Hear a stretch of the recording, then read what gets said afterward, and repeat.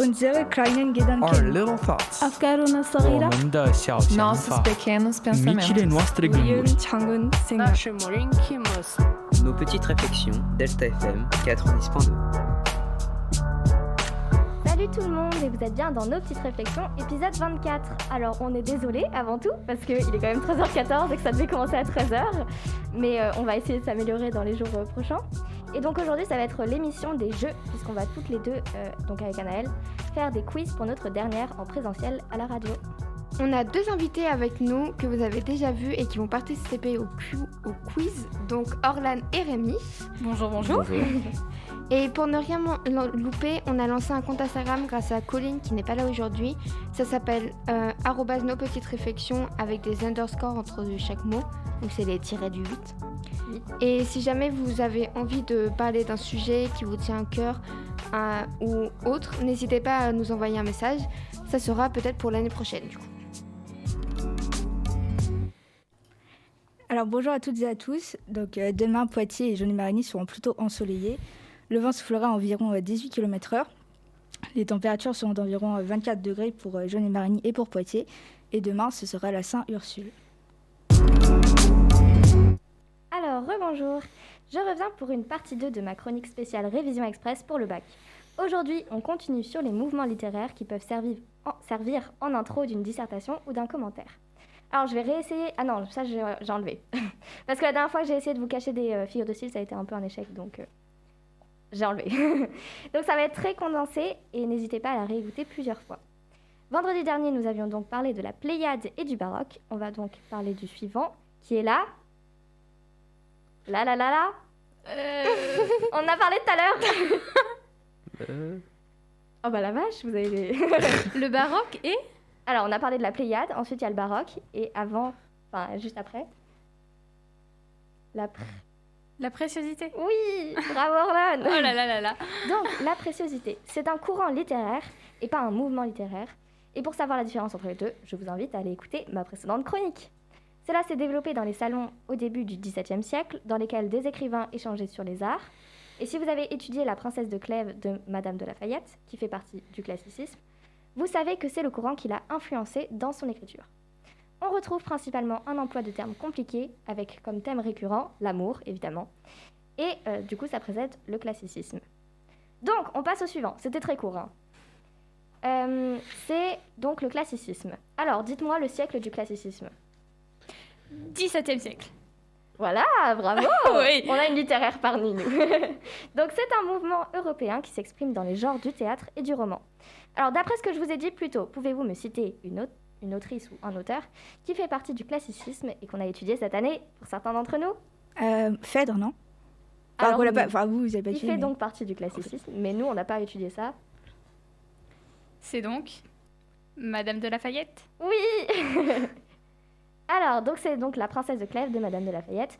Alors, citez-moi du coup d'autres auteurs. Donc, on a Phèdre de Racine. Qu'est-ce qu'on a d'autre?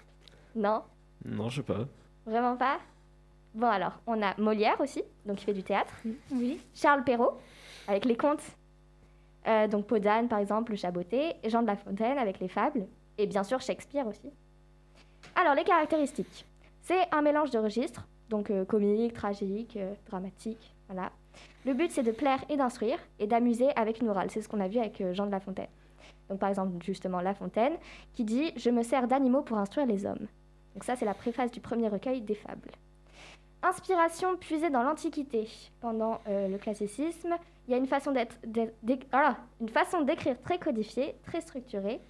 Donc, par exemple, Boileau, dans l'art poétique, il dit « Ce que l'on conçoit s'énonce clairement et les mots pour le dire arrivent aisément ». Ça, c'est dans l'art poétique en 1674. Et au théâtre, on a la bienséance avec les 3 unités. Vous pouvez me rappeler les 3 unités? Unité de temps, unité de Ouais. lieu. Et le dernier? Non, unité d'action. Voilà. Ah oui. Donc, il justifie ça dans Art poétique, justement, qu'en un lieu, en un jour, un seul fait accompli tienne jusqu'à la fin du théâtre rempli. Le théâtre rempli. Donc, dans le classicisme est représentée une vision désenchantée de la nature humaine, une société étouffante qui multiplie les intrigues, histoire de jalousie et de mensonges, la faiblesse de l'humain soumis à ses passions égoïste, mu par l'amour-propre, seul moteur. On peut le voir dans La princesse de Clef. La princesse de Clef. Ma prononciation aujourd'hui, c'est quelque chose. Donc on peut le voir dans La princesse de Clèves, roman de Madame de Lafayette, écrit en... 1678. Oui. Donc pour résumer, la princesse de Clèves épouse le prince de Clèves, mais tombera plus tard amoureuse du duc de Nemours. Elle l'avouera aux princesses de Clèves, mais restera vertueuse toute sa vie. Donc c'est vraiment une allégorie de la vertu. Dans ce livre, la princesse est donc l'allégorie de la vertu, de la sagesse, et les autres personnages sont la représentation de la faiblesse de l'humain, soumis à leur passion avec les récits enchâssés. Comme par exemple avec Madame de Tournon, donc, qui est veuve depuis peu, elle promet à son amant Sancerre qu'elle va l'épouser. Cependant, à sa mort, Sancerre, déjà affligé par cette nouvelle, apprend qu'elle avait fait cette même promesse à une autre personne qui s'appelle Estouteville. Voilà. Voilà pour ma chronique résumée de classicisme et... J'ai fait quoi et de la préciosité. Ah, c'est moi, pardon. Du coup, aujourd'hui, on se retrouve pour un énorme question pour un champion. Donc, ça va être simple. On aura une première partie où ce sera des questions de culture générale. Et il faut répondre le plus vite. Et il y aura des points comptabilisés. Le dernier sera éliminé. Ensuite, du coup, il restera plus que 3 participants. Et le premier il y aura 3 thèmes. Le premier pourra choisir son thème, le deuxième son thème, et le troisième prendra celui qui reste. Et ensuite, du coup, il en restera 2. Ils auront un duel de rapidité sur un autre thème. Ok. Voilà. Du coup, on va commencer pour les questions. Donc, c'est de la culture générale. Qui était le premier président de la République ? Adolphe Thiers, Louis-Napoléon Bonaparte, Raymond Poincaré, Charles de Gaulle. Alors, quelle république? La première, du coup, logiquement. Bah ouais. La République française. Moi, j'aurais dit Adolphe Thiers. D'accord. C'est une mauvaise réponse. J'aurais dit Napoléon Bonaparte. Ouais, c'est une bonne réponse. On a un point pour Orla. Ouais. Tu veux que je note les points ? Ah ouais, s'il te plaît. Vas-y, continue. du coup. Merci. Ok. Qui a écrit Les Trois Mousquetaires ? Jules Verne, Victor Hugo ou Alexandre Dumas ? Alexandre Dumas? Ouais. Ouais, c'est une bonne réponse de Rémi. Rémi avec un Y. En 2011, quel territoire est devenu le 101e département français ? La Guyane, Mayotte ou la Martinique ? Aucune idée. En quelle année 2011. 2011. Mayotte. Oui, c'est une bonne réponse. Oh. Ok. Qui était Jean Moulin ? Un résistant, un scientifique ou un ministre ? Un résistant, Résistant. On fait comment dans ces cas-là ? Bah, Oula, j'ai écrit Loua. On met un point pour chacun ? ouais, voilà. Alors, Luna 1, Rémi 1, moi 1. Orlane, tu l'as dit ou pas ? Non. Comment Oh. s'appelle la toute première vice-présidente des États-Unis élue en novembre 2020 ? Hillary Clinton, Condoleezza Rice ou Kamala Harris ? Kamala Harris. Kamala. Ah bah non, Ouais, c'est Luna. c'est de cette année ça. Ah bah oui, en 2020. Et c'est la première. Bravo. Ok. À Menton, qui est le chef du Mirazu, le meilleur restaurant du monde en 2019 ? Gilles Goujon, Philippe Etchebest ou Mauro Colagrego ? Mauro Colagrego. Ouais, c'est une bonne réponse de Rémi. Eh ben, dis Bravo, donc. dis donc. Quelle femme française dirigea le Fonds monétaire international, FMI, jusqu'en 2019 ? Edith Cresson, Christine Lagarde ou Nadine Morano ? J'ai envie de dire Christine Lagarde.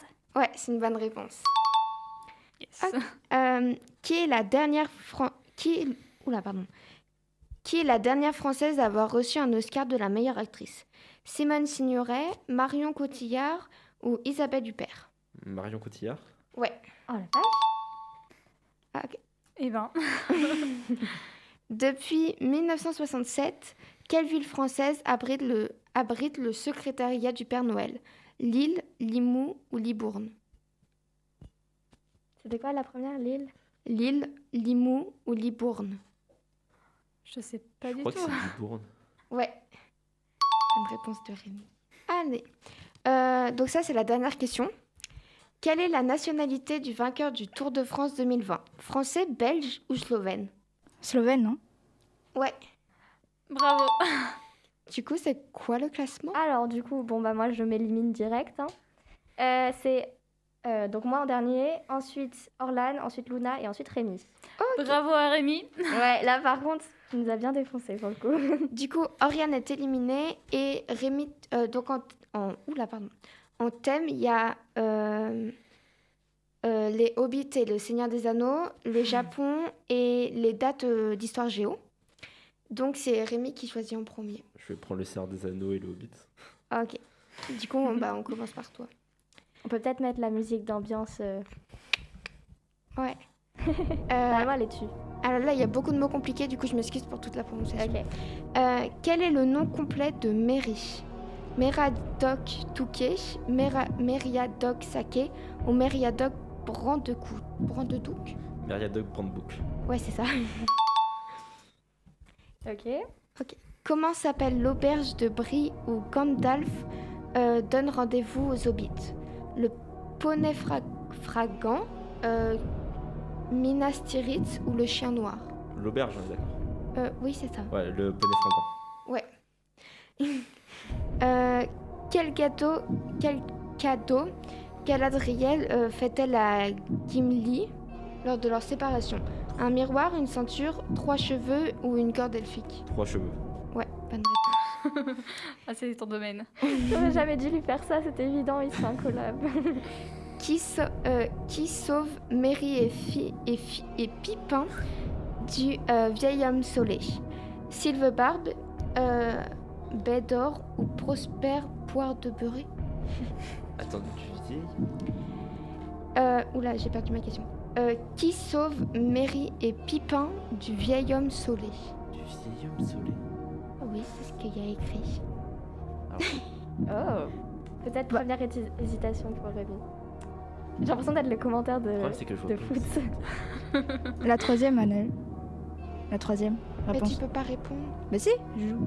Maintenant. Mais non, Luna, elle a pas compris les règles. T'inquiète. Oh, désolé. bah du coup la troisième. Bah non. Ah, bah du coup c'est la deuxième, c'est sûr c'est pas Sylvain. Bah non. Bah, Bah, c'est de toute quoi façon, t'as raté. C'était Sylvebarbe. Ah bon? Bah ouais. Oh bah ok. C'est ce que le site disait parce que j'y connais rien du coup. Quel âge a Aragon au moment où se déroule l'histoire du Seigneur des Anneaux? 43 ans, 68 ans, 87 ans ou 111 ans? 87 ans. Ouais, Et c'est Aragorn. Oups. T'inquiète pas.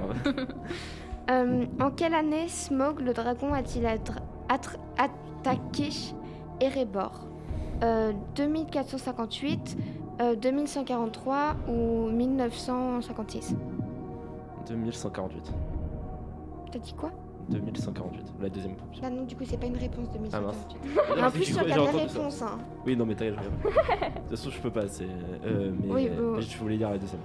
Oui, bah, c'est une bonne réponse. C'est 2143. Oh bah... Il Ok. manque le tili. Qui possédait l'anneau unique avant que Bilbo ne mette la main dessus? Gollum, Smagol. C'est une bonne réponse. Et comment s'appelle la région que doit quitter Bilbo pour participer avec les nains? C'est... La Bonté, Hobbitville ou le Comté? Alors c'est la comté, Ouais, c'est une bonne réponse. et le Hobbitville c'est le village. Oups. Trop incollable. Ouais. Pardon. On aura le temps de tout faire ou pas? Bah. Sinon, tu fais direct Orlan? Parce que c'est fini là du coup. Bah non, il reste Luna et après il y a Orlan. Oui, d'abord Orlan, comme ça Orlan après tu vas en cours. Ah parce que là on est en pleine organisation en fait. On est en retard, c'est un peu chaud. Ouais, bon du coup, Luna, tu choisis quoi comme thème entre le Japon et les dates d'histoire géo? Le Japon. Ok, donc on passe à Orlan avec les dates d'histoire géo. Oh là. D'accord. Ok. Ok. Quelle est la date de l'armistice de la Première Guerre mondiale? Le jeudi 11 novembre, le samedi 11 novembre ou le jeudi 13 novembre? Je dirais un jeudi 11 novembre. Ouais, c'est une bonne réponse. Oui. Ok. Quelle est la date des deux guerres mondiales? Genre, Là, je dois le dire. Ouais. La première guerre mondiale, c'est 14-18. Et la deuxième guerre mondiale, c'est 39-45. c'est une bonne réponse. Ça va. Ok. Quel est le temps de la guerre de 100 ans? 116 ans, 103 ans ou 100 ans? 116 ans. Ouais, c'est une bonne réponse. Wow. Quelle est la date de la capitulation de l'Allemagne? Le 7 mai 1945, le 8 mai 1945 ou le 8 juin 1945? Le 8 mai 1945. Non, c'est une Raté. mauvaise réponse. C'est le 7 mai 1945. Ah. Et du coup, quelle est la date de l'acte de Berlin pour la capitulation de l'Allemagne? Donc il y a 2 réponses possibles. Le 7 mai 1945, le 8 mai 1945, le 8 juin 1945 ou le 9 mai 1945? Là, je vais faire aussi au hasard. J'ai envie de dire 8 mai encore, 1945. Ouais, et la deuxième réponse? Parce qu'il y en a 2. Ça se joue entre le 8 juin. Non, c'est une mauvaise réponse. Ah. C'est le 8 mai et le 9 mai. Mais du coup, on te compte bon parce que... Ouais. 1 sur 2.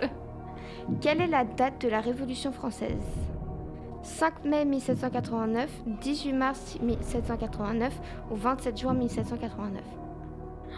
Je sais pas du tout. Bah, la date de la Révolution française, ça a duré longtemps du coup. Ouais, mais je Oui, crois que mais c'est le la- début, du coup. Du départ? Tu peux répéter? Du début. Les propositions le 5 mai 1789, 18 mars 1789 ou 27 juin 1789? 5 mai 1789. C'est une bonne réponse. Oui. Ok, plus que 2 questions. La date de la prise de la Bastille. 16 mai 1789, 14 juillet 1789 ou 13 mai 1789? 14 juillet 1789. C'est une bonne réponse. Ça va. Et combien il y a de jours fériés en France? 11, 14 ou 5? 11. Ouais, c'est une bonne Oui. réponse. Ça, je crois que je l'ai vu passer il y a pas longtemps. Ça va, j'ai eu de la chance. Ok. Bravo. Sinon, il y a un truc qu'on peut faire, c'est que on lance la pause musicale choisie par Luna. Et comme ça, après, on vous annoncera vos scores et puis vous allez en cours. Et on peut faire ça. Et après, on fait passer Luna. Ok. Très bien. Ça marche. On peut faire ça. Bon, bah, on vous dit au revoir et puis on balance la pause musicale du coup. Ouais, carrément. Très Ok. bien. Et bah, du coup, tu l'annonces, Luna? Parce que je ne sais pas le nom. Ouais. Donc, on va écouter Never Too Late de 3 Days Grace. Vous venez d'écouter Never Too Late de 3 Days Grace. Du coup, on reprend avec le quiz. Oh, je m'entends pas. Ouais, on s'entend pas. Tu peux monter là? Vraiment, c'est du brouillon cette émission. Mais on vous assure que l'année prochaine, ce sera mieux. Ouais. Merci. C'est bon là? C'est parfait. Ouais. Ok, donc on reprend avec le quiz du coup de Luna sur le Japon. Oula. Quelle contrainte naturelle ne connaît pas le Japon? L'aridité, le tsunami, le typhon ou le volcanisme? Attends, le premier c'est quoi? L'aridité, le tsunami, le typhon ou le volcanisme? L'aridité. Ouais, c'est une bonne réponse. Quel est le point culminant du Japon? Le mont Kiso, le mont Fuji. Ok, et le mont Hakoda ou les monts Kirishima? Le mont Fuji. Ouais, c'est une bonne réponse. Qui est l'empereur actuel du Japon? Akihito, la prononciation va être catastrophique. Akihito, Meri, Hirohito ou Michiko Shoda? Attends, tu peux dire juste le premier et le troisième? Akihito, Meri, Hirohito et Michiko Shoda. Le troisième, Hiro, je sais pas. Non, c'est une mauvaise réponse, c'était Akihito. Quel est l'intrus? Quel est le classement économique du Japon? Première puissance mondiale, deuxième puissance mondiale, troisième puissance mondiale ou cinquième puissance mondiale? Cinquième? Non, c'est la troisième puissance mondiale. Comment appelle-t-on les grandes entreprises japonaises? Les yakitoris, les keiritsu, les shintos ou les kamis? Les grandes entreprises? Ouais, les grandes entreprises japonaises. Tu pourrais dire les deux premiers. Ouais, yakitoris et les keiretsu. Le premier. Non, c'était la deuxième, du coup. Ok. Bon, là, ça va être donné pour toi, mais que signifie manga? Petite bulle, image dérisoire, histoire drôle ou vision céleste? Image dérisoire. Bravo! Ok, et la dernière question, du coup. Quel est le surnom du Japon? L'empire sur lequel le soleil ne se couche jamais, le pays du soleil levant, l'empire du milieu, le pays du matin calme? Le pays du soleil levant. C'est une bonne réponse. Là, c'est fini? Oui, c'est fini. Faut que j'annonce les scores, moi. Voilà. Alors, Qui a attention. gagné. Ah oui, la dernière fois qu'on avait essayé de trouver un roulement de tambour, ça a été un échec, donc Ouais. Ouais, bah on va devoir faire ça là, mais... on fait ça, on fait le roulement de tambour comme ça. Alors, en 3e place, nous avons Luna, ici présente. Ah, j'aurais pas cru. Ouais, je m'applaudis du coup. Et oui, je suis désolée. Tu as eu 3 fautes sur 8, du coup. Ce qui est quand même... c'était bien, hein, Ouais, ça va. franchement. Pour ta culture... comment ça se dit? Nippon? Nippon. Nippon, totalement. Pas mal. Ensuite, Orlan, qui n'est pas parmi nous, mais qui saura bientôt ses résultats, du coup, elle a eu une faute. Et du coup, ça lui a donné, 7 sur 8. Et elle est ex-aequo avec Rémi, qui a eu aussi une seule faute. Donc on a 2 vainqueurs qui ne sont pas là. C'est génial, vraiment. C'est un mot, c'est un truc. Hein. Voilà, c'est ça. Bon. Bravo. Je pense que tu peux mettre le générique de fin. Eh bien, je le lance.